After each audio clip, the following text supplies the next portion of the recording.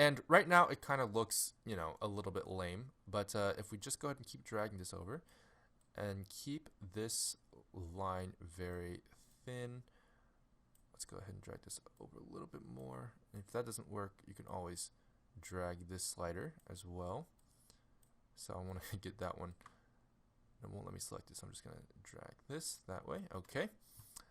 So anyway, this still looks pretty bad, and the light has a lot to do with it, and it will react to this light. Now, this is not going to look that great with just a black shadow, and that's very, very important, is how we choose our colors. So snowmen are white, right? Snow is white, so snowmen are white, but the shadow of the snow is very important. The colors that you choose for toon shading tell you what kind of material it is. So right now it looks like something, it doesn't really look like anything really, but if we just make this a little bit less intense, this will look more and more just kind of like a hard kind of metal or something like that. The contrast between the white and the gray is pretty great, and it gives the idea that this thing is maybe something like paper mache or something that's a little bit more opaque and hard and all that stuff. But if you want something to look a little bit softer, what we can do is we can reduce the contrast between the shadow and the light, and suddenly this looks like a very soft, very subsurface scattered kind of look. But it's still kind of flat looking. Not flat looking. It doesn't look like it has a lot of life to it. Still. So what we can do is we can add just a little bit of blue. There we go. There we go.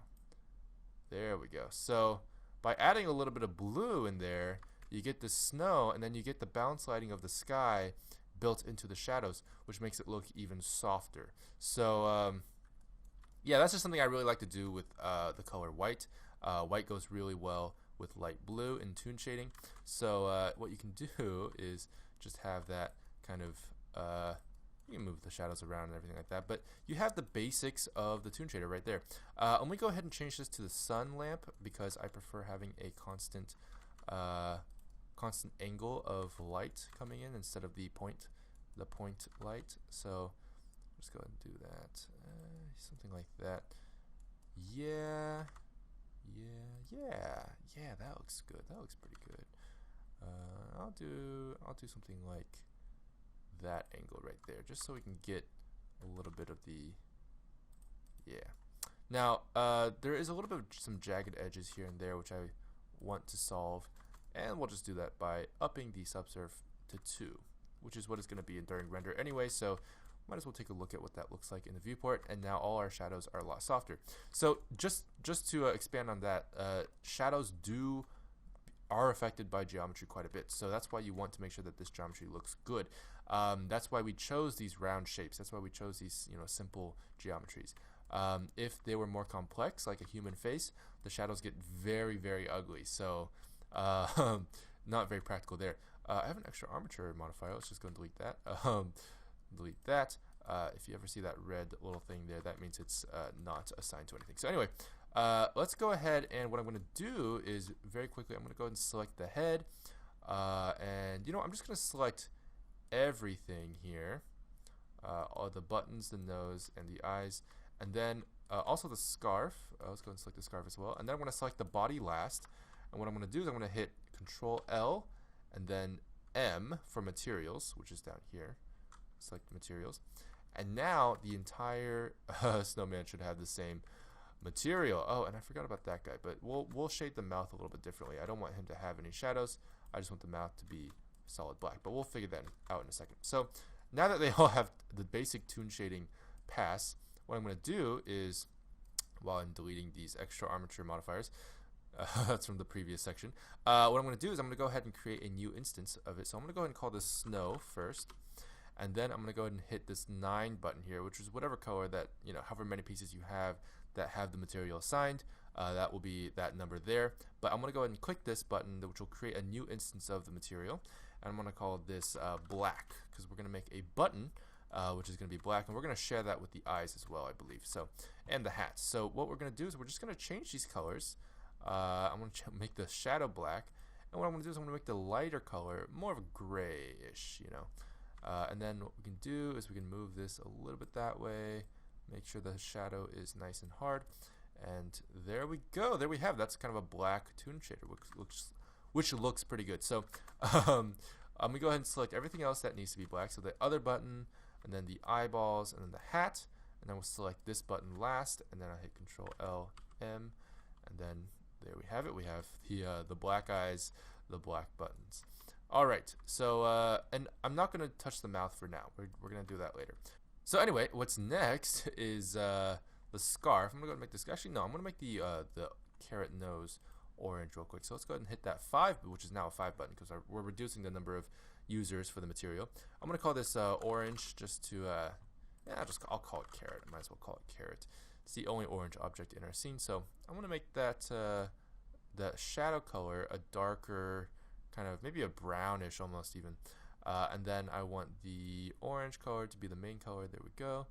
And we have kind of a orangish carrot color. I don't like how much of a contrast there is between the light and the dark right now. So what I'm going to do is I'm going to bring the shadow just a little bit lighter, because the carrots are not that hard of a material, not that opaque of a material. So they have a little bit of subsurface scattering.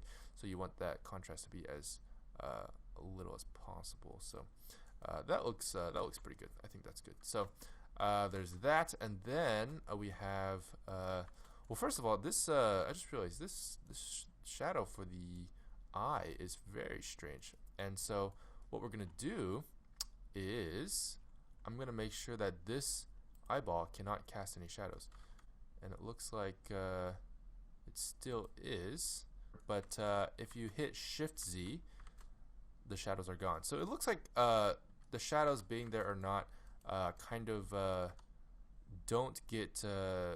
they don't get previewed properly in the viewport, but that's okay. Otherwise, he kind of looks like a sickly snowman. But that being said, I only want the eyes to not cast shadows. So what I do want is the buttons in the hat to continue casting shadows. So what we're going to do is I'm going to go ahead and create a new instance of that called eyes. And then for this guy, I'm going to go back to the hat and turn traceable back on. And now, as you can see, we have a much better look there. So excellent, excellent, excellent. Now this nose you could also take off the shadow for the nose if you wanted to, which is fine. That's not a bad idea. And then let's go ahead and change the scarf as well. So there's a scarf there, and then I'm going to change this to red, and then I'm going to change this over to a lighter red. Actually, let's go ahead and make both of those colors darker. I kind of want a maroon color, so that'll be closer to that. I think maybe that's a little bit too blood red. Maybe let's up the mood a little bit there. There we go, much better. With that one eyeshadow, he looks very tired and very Dracula-ish. So I don't want to keep looking at that. There we go, much better. Just changing the angle of the light there to give us a better look. And then of course that won't show up in render, but I just want to be able to work with a little bit more accurate representation of what we're going to be seeing as much as possible. So I went ahead and added the other part of the scarf as well, using the same technique with Shift Select and Control L. And then let's see, that's the last of the pieces there, but we still have this mouth here. I'm going to go ahead and create its own material. I'm just going to make it shadeless and then bring it all the way to black. So that's actually it for this portion of the toon shading. And this is basically just the basic shader setup, nothing more. We'll go into the little bit more advanced settings, and as well as adding some details here and there on the eyes, as well as adding the outlines for every object. So in order to get the outlines done, we'll be using a technique called backface culling, which we'll be making with geometry. So I'll explain that part very soon. So I'll see you guys in the next video.